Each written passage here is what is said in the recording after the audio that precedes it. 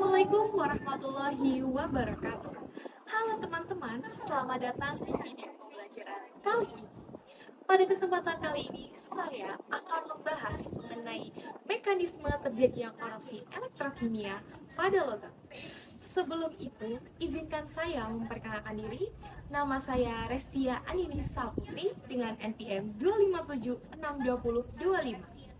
Dalam kehidupan sehari-hari, kita sering menjumpai pagar besi yang berkarat, rangkai jembatan yang mulai berubah menjadi coklat kemerahan, atau bodi kendaraan yang mulai mengalami karat setelah sering terkena hujan. Semua contoh tersebut merupakan akibat dari proses korosi.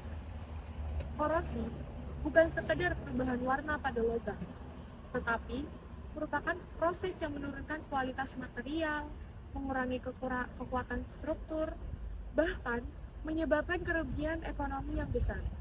Oleh karena itu, memahami proses terjadinya korosi menjadi hal yang sangat penting. Pada video ini akan dibahas mengenai pengertian korosi, prinsip kerja korosi elektrokimia, faktor-faktor yang mempengaruhi laju korosi, tahapan mekanisme reaksinya, serta berbagai metode pencegahannya. Pengertian korosi.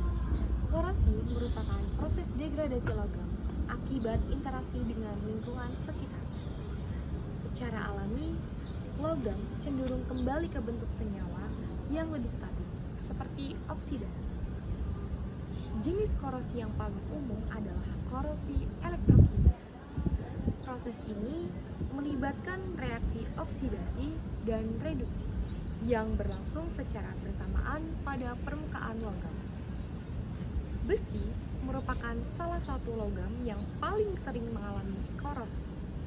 Ketika berada di lingkungan yang lembab dan mengandung oksigen, besi akan mengalami serangkaian reaksi hingga akhirnya membentuk karat. Proses ini tidak terjadi secara instan, melainkan melalui beberapa tahapan reaksi yang saling berkaitan. Selanjutnya, prinsip dasar korosi elektrokimia.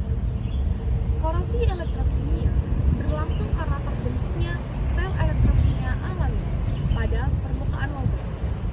Meskipun tampak rata, permukaan logam sebenarnya memiliki bagian-bagian dengan sifat elektrokimia yang berbeda. Sebagian daerah lebih mudah mengalami oksidasi dan disebut anoda, sedangkan bagian lainnya lebih mudah mengalami reduksi dan disebut katoda. Agar proses korosi dapat berlangsung, diperlukan adanya elektrolit berupa air dan oksigen sebagai pereaksi. Apabila seluruh komponen tersebut tersedia, reaksi korosi akan berlangsung secara berkesinambungan. Kemudian mekanisme korosi. Sebagai contoh, misalkan sepotong besi dibiarkan di tempat terbuka dan terkena air hujan. Lapisan air yang menempel pada permukaan besi bertindak sebagai elektrolit sehingga ion dapat bergerak. Pada daerah anoda terjadi reaksi oksidasi, yaitu Fe bereaksi menjadi Fe2+ plus 2E-. Atom besi melepaskan 2 elektron dan berubah menjadi ion besi. Elektron kemudian mengalir menuju daerah katoda melalui logam. Di daerah katoda berlangsung reaksi reduksi oksigen, yaitu O2 plus 2H2O plus 4E- bereaksi menjadi 4OH-. Ion hidroksida yang terbentuk kemudian bereaksi dengan ion besi menghasilkan FeOH2. Selanjutnya, senyawa tersebut mengalami oksidasi lanjutan hingga membentuk Fe2O3XH2O atau karat. Karat memiliki struktur yang rapuh sehingga tidak mampu melindungi permukaan besi. Akibatnya, air dan oksigen tetap dapat mencapai logam, dan korosi terus berlanjut. Selanjutnya, ada faktor-faktor yang mempengaruhi korosi. Beberapa faktor yang mempercepat korosi antara lain: yang pertama, kelembapan udara yang tinggi; yang kedua, kandungan garam yang besar; yang ketiga, lingkungan bersifat asam; yang keempat, suhu yang meningkat; dan yang kelima, adanya goresan atau kontak dengan logam lain. Semua faktor tersebut meningkatkan kecepatan reaksi elektrokimia sehingga korosi berlangsung lebih cepat. Selanjutnya, pencegahan korosi. Korosi dapat dicegah melalui beberapa cara. Yang pertama, seperti pengecatan; kedua, galvanisasi menggunakan seng; ketiga, proteksi katodik dengan logam korban; dan penggunaan stainless steel yang mengandung kromium sebagai bentuk lapisan pelindung.